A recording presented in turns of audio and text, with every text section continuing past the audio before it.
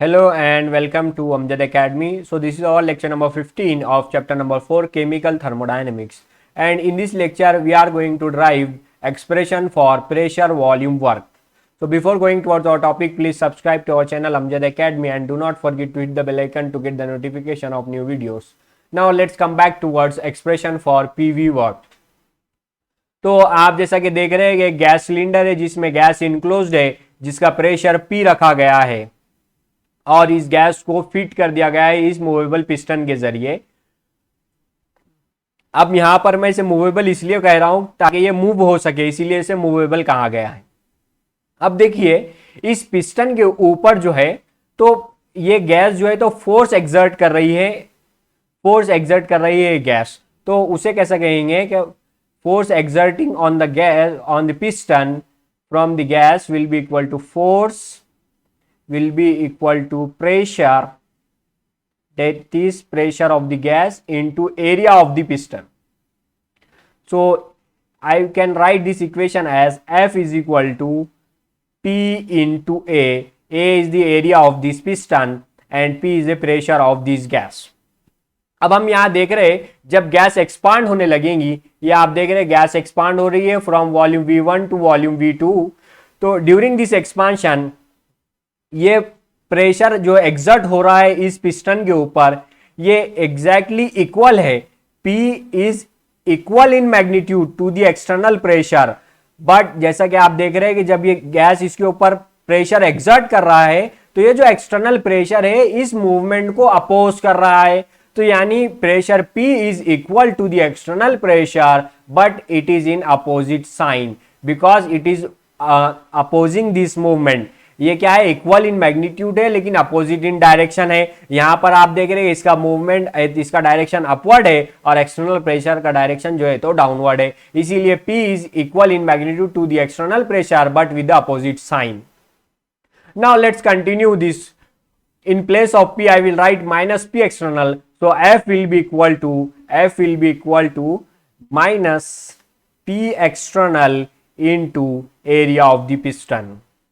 अब जब पिस्टन ने फोर्स लगाने पर F इतना फोर्स लगाने पर D इतने डिस्टेंस से मूवमेंट किया यानी वर्क डन हुआ, तो वर्क डन W क्या होगा, work done W is equal to F into D। D इतना डिस्टेंस ट्रेवल किया ना उसने, तो जब F इतना फोर्स लगाने से पिस्टन ने D इतना डिस्टेंस ट्रैवल किया यानी वर्क डन हुआ, so work done W will be equal to F into D। Now let's continue here, we have W is equal to F into D, okay, and we know that F is equal to, F क्या है यहां पर, P external into A into D। अब हमें मालूम है कि area into height क्या होता है, वॉल्यूम होता है। तो यहां पर ये जितना डिस्टेंस इसने ट्रैवल किया, यहां से आप देख सकते हैं कि D इतना डिस्टेंस ट्रैवल किया और वॉल्यूम चेंज हुआ इतना, तो उसको हम कैसे कैलकुलेट करेंगे, area into distance will be equal to change in volume. ये कितना वॉल्यूम बढ़ा वो हमें मिल जाएगा, एरिया को, पिस्टन के एरिया को D इतनी हाइट से मल्टीप्लाई करने के बाद हमें चेंज इन वॉल्यूम मिल जाएगा।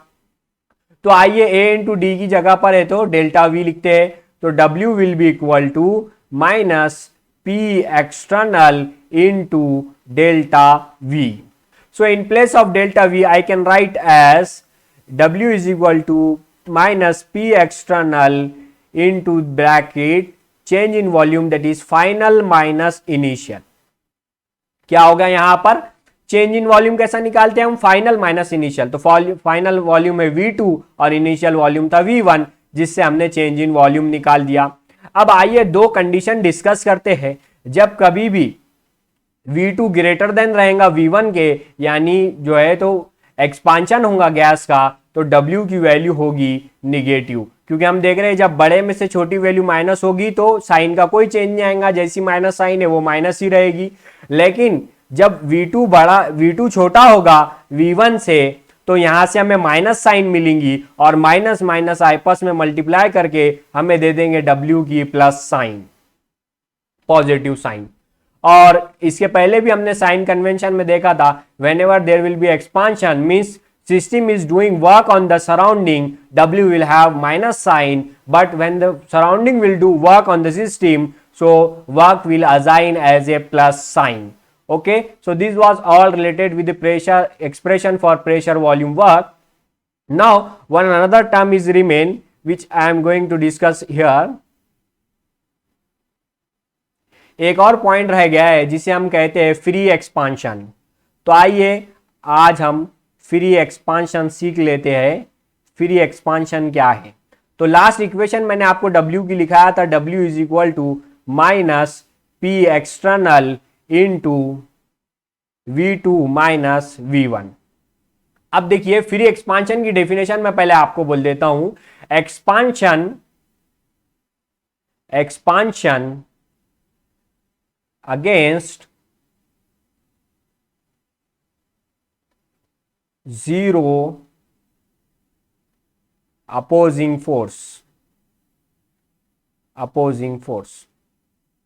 Expansion against zero opposing force को कहा जाता है फ्री एक्सपांशन, और ऐसा एक्सपांशन होता है वैक्यूम में। वैक्यूम में एक्सपांशन होता है। अब देखिए जब डेफिनेशन में ये कहा जा रहा है कि expansion against zero opposing force, और हमने जब इक्वेशन बनाई थी तो वहां पर यह कहा गया था कि एक्सटर्नल फोर्स जो है, जो एक्सटर्नल प्रेशर जो है वो अपोज कर रहा है मूवमेंट को पिस्टन के, तो इसे हमने एक्सटर्नल अपोजिंग फोर्स ऐसे कंसीडर किया था। जब एक्सटर्नल अपोजिंग फोर्स ही नहीं रहेगा, यानी माइनस पी एक्सटर्नल जो है इसकी वैल्यू जीरो होगी, तो वर्क डन क्या हो जाएगा? Zero multiplied by V2 minus V1, जो कि आ जाएगा इक्वल टू जीरो। यानी जब कभी भी एक्सटर्नल फोर्स नहीं होंगी तो वर्क डन जीरो होगा, और ऐसा वर्क डन होता है वैक्यूम में। यानी कि अगर आपको वर्क डन करना है तो there must be a external force acting on the piston.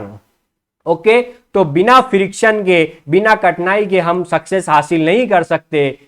तो यहां पर भी वैसा ही कहा गया है कि अगर फ्री एक्सपांशन हो रहा है तो वो वैक्यूम में होगा, लेकिन रियल वर्ल्ड में यहां पर जहां पर एटमॉस्फेरिक प्रेशर होता है वहां पर आपको वर्क डन करना है तो एक्सटर्नल प्रेशर कंसीडर करना पड़ेगा, उसके बगैर वर्क डन नहीं होगा। So this was all related with our PV work. I hope you got this concept. If you have any difficulty, any query, you can write it in the comment box.